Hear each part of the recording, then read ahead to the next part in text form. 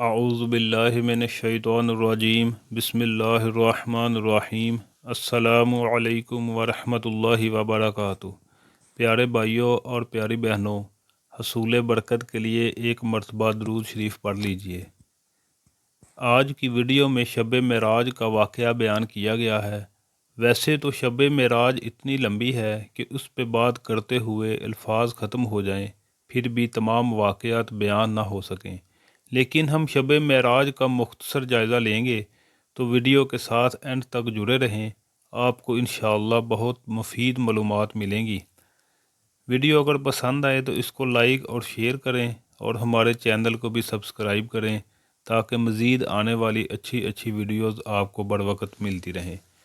تو چلتے ہیں آج کی ویڈیو کی طرف۔ معراج کمال معجزات مصطفیٰ صلی اللہ علیہ وآلہ وسلم ہے۔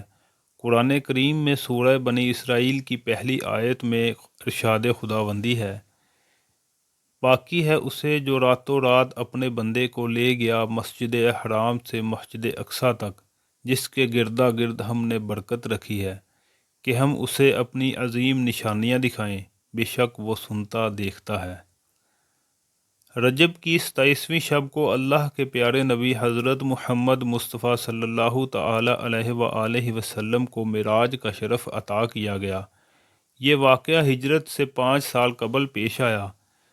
منقول ہے کہ اس دن کفار نے آپ صلی اللہ علیہ وسلم کو بہت ستایا، تو آپ صلی اللہ علیہ وسلم اپنی بہن ام ہانی کے گھر تشریف لے گئے اور وہاں آرام فرمانے لگے۔ ادھر اللہ کے حکم سے حضرت جبرائیل علیہ السلام 50,000 فرشتوں کی بارات اور براق لے کر نبی آخر الزماں صلی اللہ علیہ وسلم کی خدمت میں حاضر ہوئے اور عرض کیا، اے اللہ کے رسول، آپ کا رب آپ سے ملاقات چاہتا ہے۔ چنانچہ سوئے عرش سفر کی تیاریاں ہونے لگیں۔ سفر معراج کا سلسلہ شروع ہونے والا تھا۔ نبی رحمت صلی اللہ علیہ وسلم کی بارگاہ میں براق حاضر کیا گیا، جس پر حضور کو سوار ہونا تھا، مگر اللہ کے پیارے محبوب نے کچھ توقف فرمایا۔ جبرائیل امین نے اس پس و پیش کی وجہ دریافت کی تو آپ صلی اللہ علیہ وسلم نے ارشاد فرمایا، مجھ پر تو اللہ رب العزت کی اس قدر نوازشات ہیں، مگر روز قیامت میری امت کا کیا ہوگا؟ میری امت پل صراط سے کیسے گزرے گی؟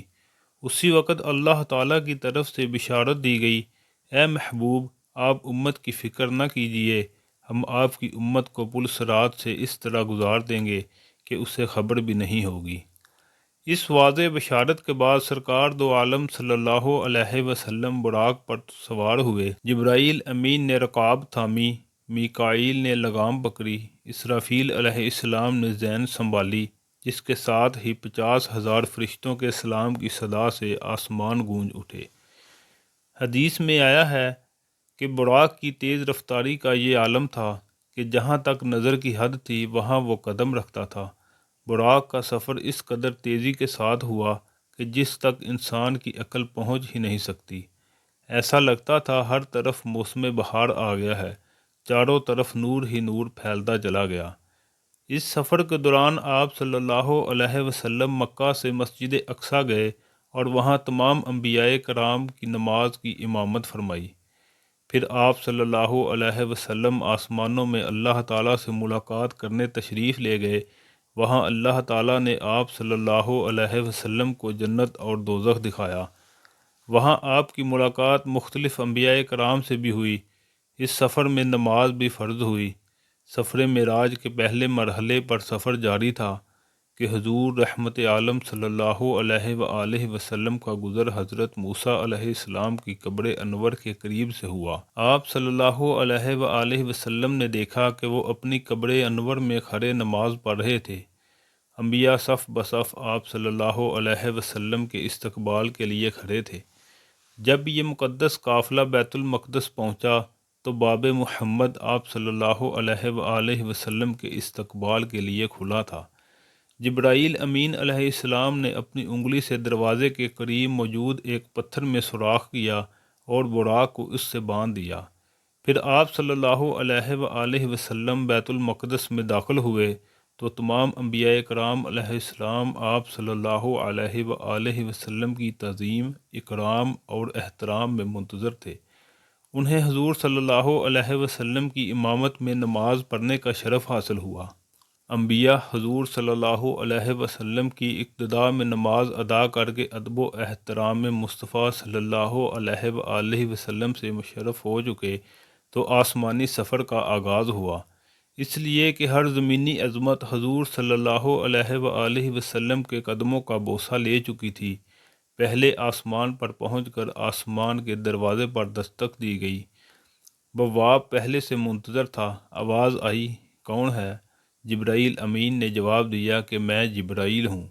آواز آئی، آپ کے ساتھ کون ہے؟ جواب دیا، یہ محمد مصطفیٰ صلی اللہ علیہ وسلم ہے۔ آج کی رات انہیں آسمان پر پذیرائی بخشی جائے گی۔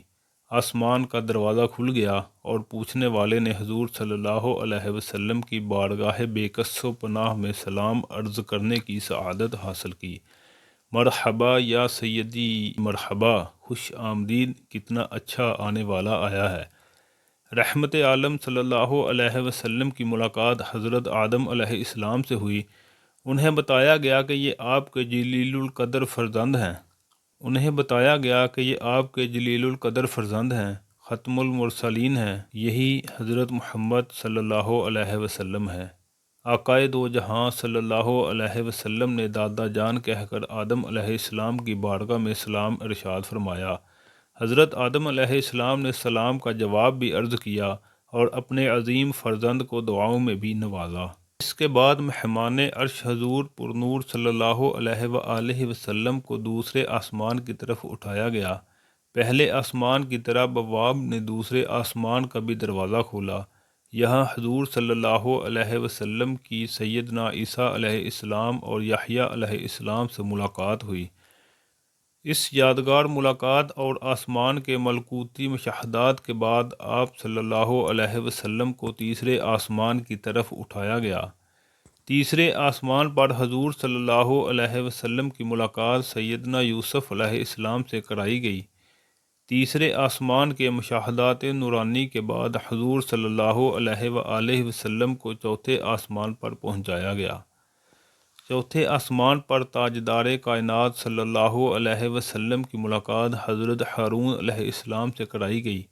اسی طرح حضور صلی اللہ علیہ وسلم سفر معراج طے کرتے ہوئے چھٹے آسمان پر پہنچے اور سیدنا موسیٰ علیہ السلام سے ملاقات ہوئی۔ حضرت موسیٰ علیہ السلام کی چشمان مقدس اشکبار ہو گئی۔ حضور صلی اللہ علیہ وسلم کی عظمت و رفت کو دیکھ کر اشک کے آنسو چھلک پڑے۔ آپ کی زبان اقدس سے بے اختیار نکلا کہ خدائے بزرگ و برتر کے یہ وہ برگزیدہ رسول ہیں جن کی امت کو میری امت پر شرف عطا کیا گیا۔ میری امت پر جسے بزرگی عطا ہوئی یہ وہی رسول برحق ہیں جن کی امت کو میری امت کے مقابلے میں کثرت کے ساتھ جنت میں داخل کیا گیا۔ مہمان ذی چشم حضور رحمت صلی اللہ علیہ وآلہ وسلم کی ملاقات ساتویں آسمان پر حضرت ابراہیم علیہ السلام سے ہوئی تو اس آسمان کے عجائبات ہی کچھ اور تھے۔ یہاں فرشتوں کا کعبہ بیت المعمور تھا جو کہ کعبۃ اللہ کے عین اوپر واقع ہے۔ ایک وقت میں 70 ہزار فرشتے اس کا طواف کرتے ہیں اور ان کی دوبارہ طواف کی باری نہیں آتی۔ یہاں حضرت ابراہیم علیہ السلام ٹیک لگائے بیٹھے تھے۔ سید الملائکہ نے حضور اکرم صلی اللہ علیہ وآلہ وسلم کا ان سے تعارف آپ کے جد امجد کہہ کر کروایا۔ یہاں سے آپ بلند ہوئے تو سدرۃ المنتہا پر آئے جو ایک بیری کا درخت ہے۔ اس کی جڑ ساتویں آسمان پر ہے اور یہ بہت بلند ہے۔ سدرۃ المنتہا عالم خلق اور رب السماوات والارض کے درمیان حد فاصل ہے۔ اس مقام پر تمام خلائق کا علم ختم ہو جاتا ہے۔ اس کے آگے جو کچھ ہے وہ عالم الغیب ہے جس کی خبر نہ مقرب فرشتے کو ہے اور نہ کسی پیغمبر کو۔ نیچے سے جو کچھ آتا ہے یہاں وصول کیا جاتا ہے اور اوپر سے جو کچھ صادر ہوتا ہے وہ بھی یہیں وصول کر لیا جاتا ہے۔ اسی مقام پر جنت المأویٰ ہے جس کا سورہ نجم میں ذکر ہے۔ صاحب المعراج کو جنت المأویٰ کا مشاہدہ کروایا گیا۔ اس میں وہ تمام نعمتیں تھیں جنہیں کسی آنکھ نے دیکھا اور نہ کسی کان نے سنا۔ اسی طرح دوزخ کا بھی مشاہدہ کرایا گیا۔ اسی جگہ آپ نے حضرت جبرائیل علیہ السلام کو ان کی اپنی اصلی شکل میں دیکھا اور 5 نمازیں بھی فرض ہوئیں۔ یہ خوشخبری بھی ملی کہ شرک کے سوا تمام گناہوں کی بخشش کا امکان ہے۔ اس کے بعد واپسی کا سفر شروع ہوا۔ آپ صلی اللہ علیہ وسلم براق پر سوار مکۃ المکرمہ تشریف لائے۔ اس وقت ابھی صبح نہیں ہوئی تھی۔ سب سے پہلے آپ صلی اللہ علیہ وسلم نے اس کا ذکر ام ہانی رضی اللہ عنہا سے کیا۔ احتیاطاً کہنے لگیں کہ یہ اس قدر عجیب واقعہ ہے، آپ صلی اللہ علیہ وسلم اس کا ذکر کسی سے نہ کریں ورنہ کفار تمسخر اڑائیں گے۔ لیکن خانہ کعبہ میں نماز کے بعد وہی ہادی برحق صادق و امین سردار انبیاء صلی اللہ علیہ وآلہ وسلم اٹھے اور رات کو پیش آنے والا واقعہ کا اعلان کر دیا۔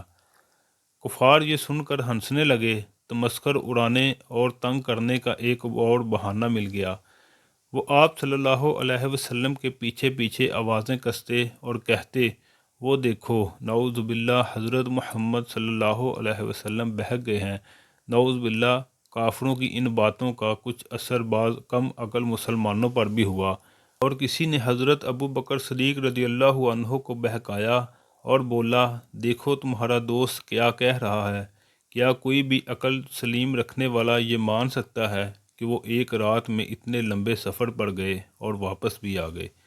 اس موقع پر حضرت ابو بکر صدیق رضی اللہ عنہ نے جو جواب دیا وہ قیامت تک آنے والے مسلمانوں کے لیے مشعل راہ ہے۔